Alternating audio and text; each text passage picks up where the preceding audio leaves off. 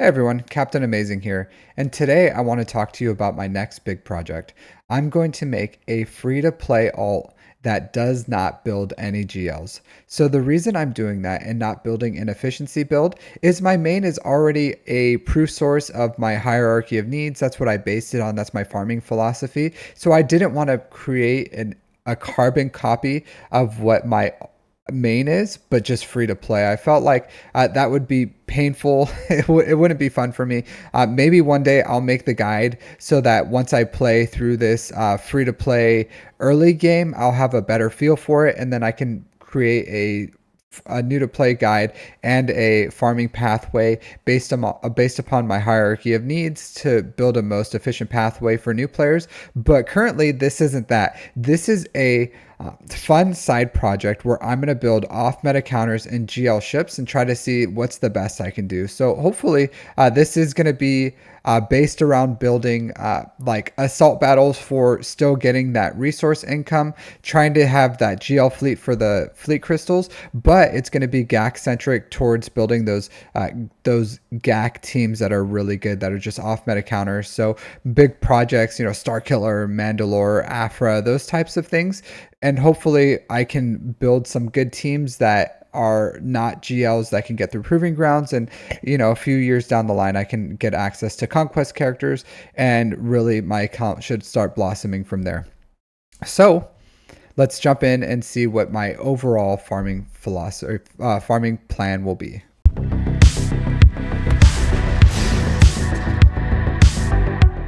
So for this, I'm not going to go like super in depth because again, I've been really detached from the free to play for a really long time. So I'm going to just create a general overall pathway. I'll probably make some videos along the way, just kind of documenting some major milestones and what I did for them. But currently my two biggest farms in the beginning is going to be Phoenix and Veers Troopers.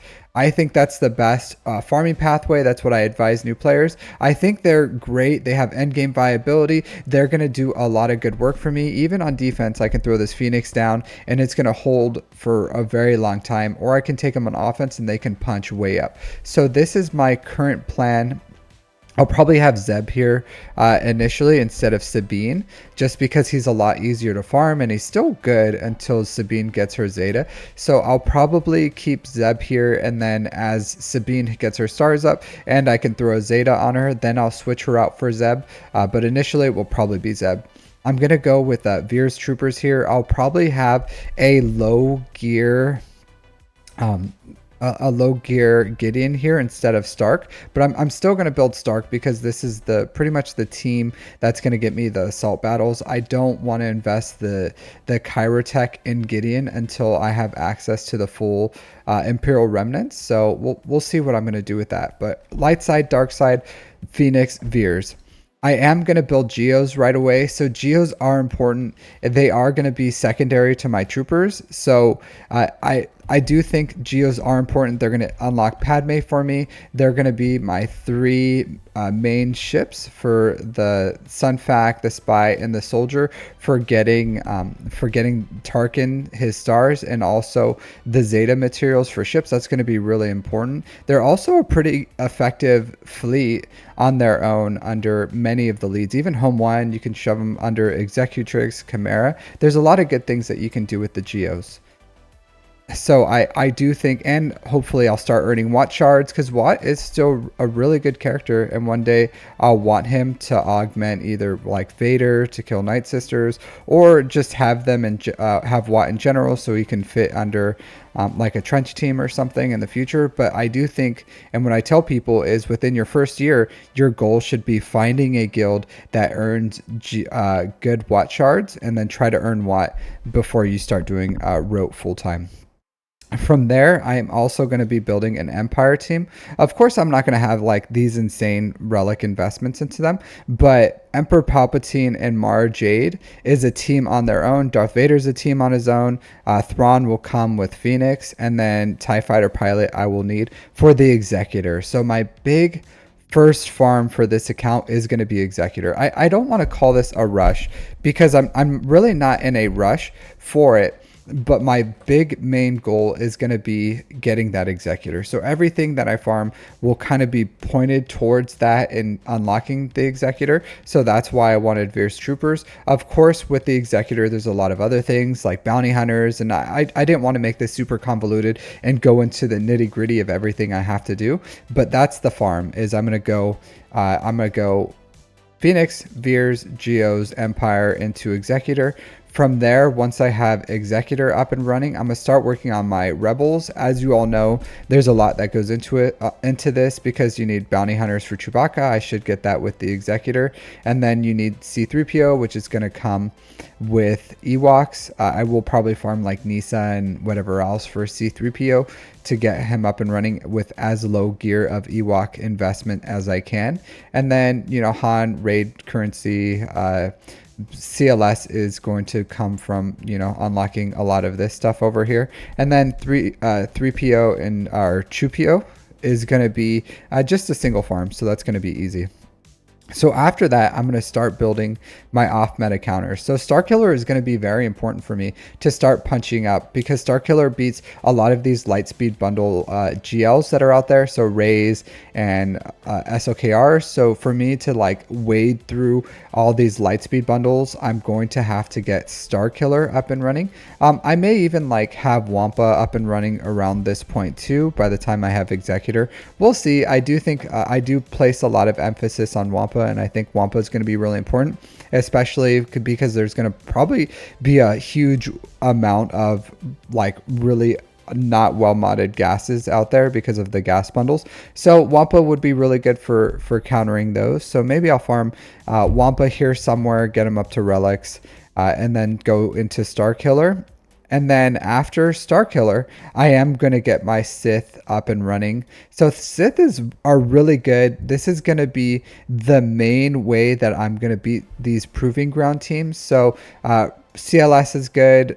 Sith is really, really good. They can beat the Malgus one. So sometimes you do need like C, but I'm just going to have to figure it out from there on how to beat all these Proving Grounds with off meta counters, and Sith is going to pretty much be the way that I beat the majority of these with Traya, because her mechanics are so strong even in Proving Grounds.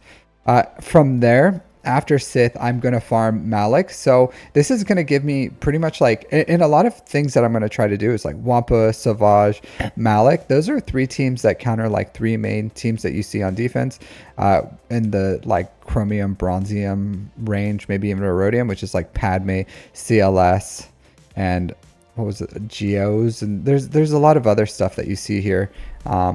So those three solos are going to be really important for like Mon Mothmas, General Grievous. There's a lot of things that these things can solo. So having these three here as Wampa, Savage, and Darth Malik is going to be really important for me, especially with Darth Vader. So that's 4 solos. So if there's Geos, Padme, CLS, General Grievous, which I saw like all the time, then 4 solos are like max banners right there with Darth Vader, Savage, Wampa, and Malik. So that's like my plan on like wading through all those lower levels, and then Starkiller will be there to take out whatever GL I have.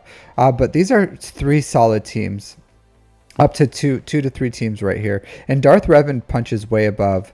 After that, I'm going to go for Jedi Knight Luke. And as you can see, these are assault battle farms that I'm doing too, and I'm kind of weaving them in and out. So we have Phoenix can do us up to CT2 on their assault battle. Veers Troopers does 2 assault battles at CT3. Sith, once I have Malik, Nihilus is going to be able to do the CT3 for Sith, and then I'm going to have CLS Rebels who will be able to do the Rebel one. And once I have Jedi Knight Luke, I'll be able to do at least 6 of those assault battles at CT1 or above, which is going to give me a lot of currency. With some of them can do CT3 as well. So the only ones I'm not going to have is Inquisitors. I'll farm Inquisitors sometime once I feel comfortable, but not in the early game, or not until I'm like comfortably into mid or late game, because they're good, but they do counter some things, but they're just so crazy expensive that I can't afford them early game, especially around this part. But this right here, Treya, Malik, Revan, Nihilus, they're going to do a lot of good work for me here. And then I'm going to go for Jedi Knight Luke. So Jedi Knight Luke is really important. He can counter SLKRs with the Jedi team, which I should have up and running at this point. And he's going to give me one of those CT3 for Jedi. At this point, I'm probably going to go Rogue One for Profundity. So I'll have some really good off meta counters. I'll have Star Killer, and then I'll have Executor and Profundity. And from there, that's going to give me two really good teams. After that, I'm going to start building some just the best off meta counters I have. So I'll probably go like Bo Mando, Afra, Jedi Knight Cal Kestis, Seer Unaligned Force users, like things like that are just going to punch way up. Maybe even Gungans. So at this point, this is probably a year and a half down the line, maybe 2 or something. And it doesn't seem like that much, but farming free to play Executor will take like 9 months, a year, and then Star Killer is going to take some time, and then these are going to take a few months, and then Rogue One, by the time I finish that, will be like a year and a half or so. And by the time like this account will be pretty good, 4 or 5 million GP or something, because I'm not going to inflate it, but it's going to I think this has the potential to punch up, and from there, maybe new things will come out. We'll see. But by that time, Bo should be accelerated. Afra's accelerated right now. And they're really good teams that will allow me to punch up as well and try to start building those off-meta counters. And once I start getting access to Conquest characters, then I'll have things like Cat Maid to counter JMKs. And then I can, like build Inquisitors and hopefully get Riva. And that'll be another GL level counter. And then Malgus. And, and that's how this account can start punching up with like Seer Unaligned Force users. So in Gungans, there's a lot of like really good teams that you can build that aren't just specifically GLs. And I feel like my hands are going to be handcuffed. But if I focus, and the good thing about this is I don't have to build a lot of fluff. I can just go straight for good teams, and I don't have to build like all these other things that require GLs. And it's just this fun side project that I can do and see how far I can get with a free-to-play account that is only going to build GLs. So if you like this idea, let me know. If you want to join along with me, absolutely, let's do this. But let me know in the comments if you see any like huge flaws in my farming pathway or what I'm going to do. I think this is going to be a lot of fun, and I'm excited to see how it goes. And I think I'm going to be able to make a lot of fun content along the way with my journey and how just my free-to-play free-to-play journey is going to go.